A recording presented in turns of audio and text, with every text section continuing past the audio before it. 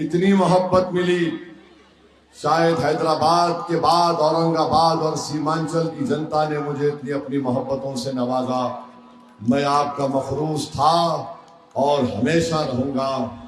یہ محبت میں ہمیشہ کہتا ہوں، آج بھی کہہ رہا ہوں، اس محبت کو برقرار رکھو۔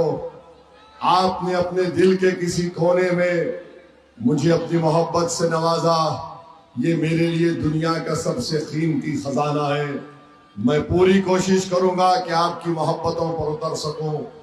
اور میں اس بات کا وعدہ کر رہا ہوں کہ انشاءاللہ تعالی اسد الدین اویسی کبھی سیمانچل کی جنتا کے بھروسے کو شرمندہ ہونے نہیں دے گا۔ میرے عزیز دوستو، ایک بزرگوں، میں آپ کو بتانا چاہ رہا ہوں کہ ہمارے مجلس کے جلسوں میں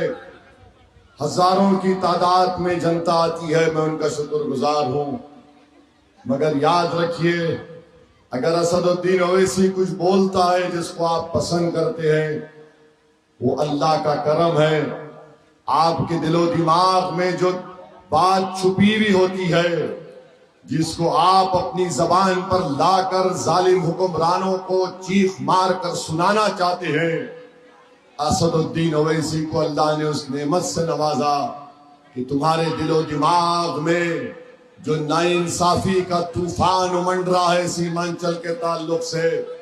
اویسی اس کو اپنی زبان پر لا کر ظالموں تک پہنچانے کا کام کرتا ہے، اور میں کرتا رہوں گا۔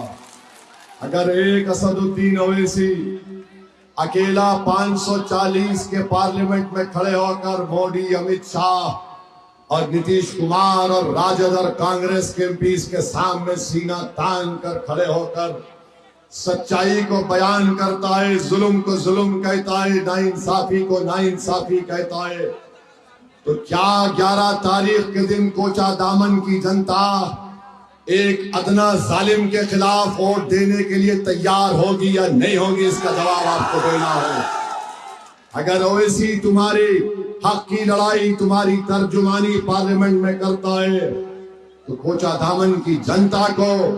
11 تاریخ کے دن دلالوں اور ظالموں کے خلاف اپنا ووٹ دے کر